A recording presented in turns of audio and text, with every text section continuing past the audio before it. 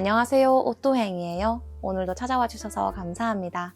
벌써 5월의 중순에 접어들었는데요. 5월의 중순쯤에 생각나는 그런 작품이 있죠. 저만 그런 건 아닐 것 같은데요. 바로 오늘의 작품은 한강 작가님의 소년이 온다입니다. 한강 작가님께서 노벨문학상을 수상하셨을 때에 많은 분들께서 한강 작가님의 작품을 궁금해 하셨고, 많은 북튜버 분들, 많은 평론가 분들, 출판업계 분들께서 한강 작가님의 책을 막 추천하는 그런 영상이나 그런 미디어들이 많았던 걸로 기억을 하는데, 그때에 가장 많이 추천을 받았던 작품이 두 작품이었던 걸로 기억을 합니다. 첫 번째는 히라버 시간. 히라버 시간이 읽기 편하다라는 한강 작가님의 작품 중에서도 난해함의 난도 그 레벨이 낮다. 그리고 감동적이다라는 이유 때문에 히라버 시간을 많이 추천해 주셨던 것 같고, 두 번째로는 소년이 온다를 많이 추천을 해 주셨었는데요. 채식주의자나 작별하지 않는다, 이런 작품들보다 이 작품이 조금 더 이해하기 쉽고 역사적인 사건을 다루고 있다는 점에서 의미도 있다라는 이유 때문에 이 작품을 많이 추천을 해주셨었는데, 저의 개인적인 느낌으로는 저는 작별하지 않는다와 채식주의자가 조금 더 좋았고요. 소년이 온다는 조금 더 읽기가 힘들었습니다. 이해하기 어렵다 그런 느낌에서 그런 이유 때문에 읽기가 어려웠던 것은 아니고, 고문 장면이나 이 고문을 당한 후에 그분들께서 겪는 남은 여생의 모습들, 이런 것들이 견디기가 힘들더라고요. 그래서 한 장 한 장 넘기는 것이 정말 쉽지가 않았고요. 최근에 제가 눈 뜨자마자 나누는 책수다 영상을 올렸었는데, 눈 뜨자마자 이 책을 읽는다라고 하니까 한 구독자님께서 댓글을 남겨주신 것이, 눈 뜨자마자 아침부터 그렇게 무거운 책 읽으시면 좀 마음이 편하지 않으실 것 같은데 괜찮으세요? 라고 댓글을 남겨주셨었어요. 사실 눈 뜨자마자 읽을 수 있는 편한 책은 아닌 것 같아요. 5.18 민주화 운동의 그런 무거움을 읽어야 하고, 그런 고문 현장, 그리고 아들을 먼저 떠나보내고, 사랑하는 친구를 먼저 떠나보내고, 이런 사람들의 그 상실감이란 단어로도 표현이 안 되는 것 같아요. 그 아픔이라는 단어로도 표현이 안 되고, 뭐라고 해야 될까요? 그런 감정을 감내하기가 쉽지 않아서, 밝은 아침에 읽기에는 좋은 작품은 아닌 것 같긴 한데, 최근에 독서 모임이 있어서 또 읽었고요. 이 책은 5.월 광주의 그 시공간에서 벌어진 잔혹한 학살의 참상과 정면으로 마주한 소설이다 라고 뒤에 평론가님께서 써주셨는데, 5월 광주, 그때의 그 일을 다양한 시점에서 풀어내 주십니다.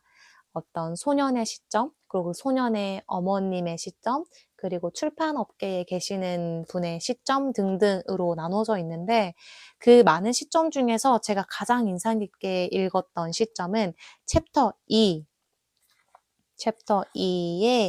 검은 숨이라는 그 시점이었는데, 검은 숨이 검다, 어떤 사람의 시점일까요? 바로 이미 주검이 되어버린 어떤 한 분의 시체가 되어버린 한 분의 시점에서 쓰인 부분이었는데요. 우리들의 몸은 열십자로 겹겹이 포개져 있어. 내 배 위에 모르는 아저씨의 몸이 90도로 가로질러 놓였고, 아저씨의 배 위에 모르는 형의 몸이 다시 90도로 가로질러 놓였어. 내 얼굴에 그 형의 머리카락이 닿았어. 그 형의 오금이 내 맨발에 걸쳐졌어. 그 모든 걸 내가 볼 수 있었던 건 내 몸 곁에 바싹 붙어 어른거리고 있었기 때문이야. 이렇게 이미 주검이 되어버린 한 시체가 되어버린 한 소년의 시점에서 쓰인 부분인데요. 그래서 숨이 검다라고 표현을 하신 것 같고요. 열십자로 겹겹이 포개져 버리는 그 시체, 나라다운 나라를 만들기 위해서, 인간다운 삶을 누리게 하기 위해서 숭고한 죽음을 맞닥뜨린 그분들의 시체가 이렇게 열십자로 포개진 거예요. 그리고 그 사람들 중에서 한 명의 시점에서 이것이 쓰인 것인데, 이 시점에서 쓰인 그 원통함이 고스란히 느껴집니다. 이 혼이 되어버린 이 몸에서 채 떠나지 못한 이 혼이 내가 사랑하는 사람들은 어떻게 됐을까를 생각해요. 내 누나는 살아있을까? 내 친구는 살아있을까?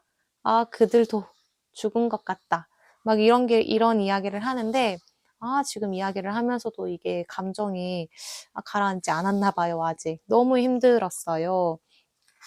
산 자의 목소리가 아니라 죽은 자의 목소리로서 그 이야기를 들으니까 마음이 더 아팠고요. 나중에 이 시체들을 불로 이렇게 태우는데, 그 불이라는 그것이 원망스럽기까지 하더라고요. 이미 어차피 죽어버린 사람인데 뭐 그렇게 원망스럽냐라고 생각하실 수도 있지만, 영영 그분들과 헤어져야 하는 건가? 이런 느낌이 탁 와닿아서 우리 육신의 한계? 그런 것이 원망스럽기까지 했고요. 이미 시체가 되어버린 이 분이 이렇게 생각을 합니다. 썩어가는 내 옆구리를 생각해. 거길 관통한 총알을 생각해. 처음엔 차디찬 몽둥이 같았던 그것. 순식간에 뱃속을 휘젓는 불덩어리가 된 그것. 그게 반대편 옆구리에 만들어 놓은 내 모든 따뜻한 피를 흘러나가게 한 구멍을 생각해. 그걸 쏘아보낸 총구를 생각해. 차디찬 방아쇠를 생각해. 그걸 당긴 따뜻한 손가락을 생각해. 나를 조준한 눈을 생각해. 쏘라고 명령한 사람의 눈을 생각해. 정말 이 원통함이 느껴지시죠? 이제 뭐 아무것도 뭐 손 쓸 수는 없겠지만 자신이 해낼 수 있는 모든 것을 해내고 간 사람의 이야기인데요. 나에게 총을 쏜 총구를 생각하고 그 방아쇠를 당긴 따뜻한 손가락을 생각하고 나를 조준한 눈, 그 총구를 쏘라고 명령한 사람의 눈, 그 사람의 인간됨을 생각해. 라는 이런 말이 정말 묵직하게 다가왔고요. 어쨌든 죽음을 맞닥뜨린 이분도 사람이고, 그분을 죽음으로 몰았던 그분도 사람이고, 그렇게 총구를 겨눌 수밖에 없었던 위치에 있었던 사람도 인간이고, 그래서 중간에 이런 이야기가 나오는데, 135쪽인데요. 잊지 않고 있습니다. 내가 날마다 만나는 모든 이들이 인간이란 것을. 이 이야기를 듣고 있는 선생도 인간입니다. 그리고 나 역시 인간입니다. 이 작품도 그렇고 작별하지 않는다도 그렇고 이 모든 일들을 일으키고 당한 사람 모두가 인간이라는 것을 우리 모두 다 겸허히 받아들여야 한다라는 메시지가 느껴졌어요.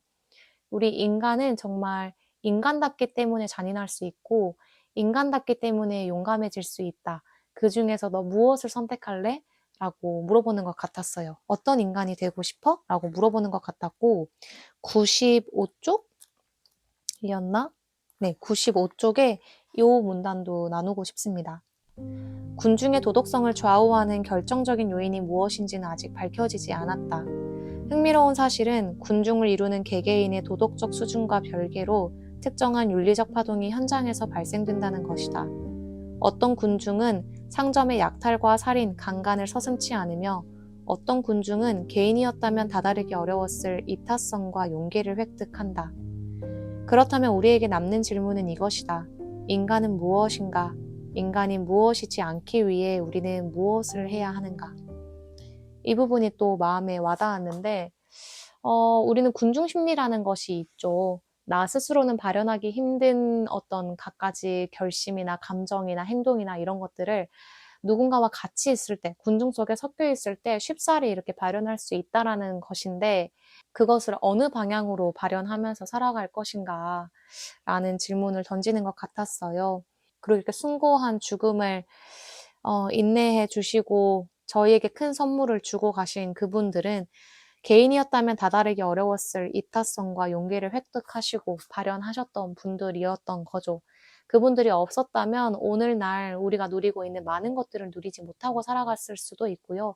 지금 제가 이렇게 하고 있는 것처럼 개별마다 카메라를 켜고 개별마다 하고 싶은 이야기들을 다 털어내고 살아갈 수 없었을 수도 있습니다. 그런데 이제 이런 책을 읽으면 또 1차적으로 드는 생각이 그 시대에 그 상황에 나였다면 어떤 선택을 했을 것인가 라는 것이 늘 1차적으로 드는 질문이잖아요. 저는 못했을 것 같습니다. 저는 아주 겁쟁이이기 때문에 못했을 것 같아요. 그것이 맞는 일이고 옳은 일이라는 것을 알면서도 힘을 모아야 된다라는 것을 알면서도 저는 무서워서 도망쳤을 것 같고요. 그것이 정말 제 솔직한 대답입니다. 그리고 그것이 옳다라고 생각해서 나가려고 하다가도 제 주변에 사랑하는 사람이 슬퍼할 것을 생각한다면 또 못 나갔을 것 같고요. 제 시야는 워낙에 좁은 사람이다 보니까 그랬을 것 같고요. 더 솔직한 말로 또 이야기를 해보자면 제가 사랑하는 가족 중에 한 명이 그곳으로 나아간다라고 했을 때 저는 말렸을 수도 있을 것 같습니다. 참, 이게 모두가 해내야 하는 그런 옳은 일이 있을 때에, 그거를 해내지 못하는 사람도 있죠. 그것도 하나의 군중 심리일 수도 있겠는데, 저는 겁쟁이인지라 못할 것 같고요. 그냥 감사하는 마음으로 하루하루를 겸허하게 살려고 합니다. 이 책을 읽으면서, 이 고문의 현장을 읽으면서 더더욱이 겁이 많구나. 나 진짜 그런 일 있으면 나는 진짜 못하겠다. 앞장서지 못하겠다. 나는 그런 사람이구나. 라는 것을 또 한 번 되새겼어요. 나 정말 못난 사람이다. 라는 것을 깨달았고, 그리고 제가 가장 인상 깊었던 곳이 어느 곳인고? 라고 생각을 해보면, 처음에 11쪽, 12쪽, 그 부분이 마음에 와닿았는데요. 동호라는 소년이 시체가 되어버린 죽은 자들 옆에서 그분들의 생김새나 그분들의 추측하는 나이대 이런 것들을 정리를 해가지고 유족들을 기다리고 그 유족분들께서 찾아오셨을 때 이분이 맞으신가요? 찾으시는 분이 이분이 맞으신가요? 라고 이렇게 연결해주는 역할을 맡고 있는데 그때 동호가 이런 일을 해요. 탁자 아래 둔 박스에서 새 양초를 꺼내 들고 모서리의 사람에게 돌아간다. 머리맡에서 가물가물 타고 있는 몽당초 불꽃에 새 초에 무명 심지를 기울인다. 불이 옮겨붙자 입김을 불어 몽당초를 꺼버리고 대지 않게 조심조심 유리병에서 빼낸 뒤 새 초를 꽂는다. 그 속에 작은 심장이나 사과 속시 모양으로 흔들리는 심지를 둘러싼 파르스름한 불꽃심을 너는 본다. 이 부분이 마음에 오래오래 남았는데요. 이 초가 그분들의 염원이라고 저는 생각을 했어요. 그래서 그 초가 그분들의 시체 옆에서 이렇게 타오르면서 키가 작아지고 몽당초가 되었을 때 그 초가 채 다 닳아지기 전에 조심조심 새 초를 꽂아서 새 초로 바꿔주고 새로운 불꽃을 켜서 또 그분들의 염원을 이어가는 일, 그것이 내가 해내야 하는 일이겠다.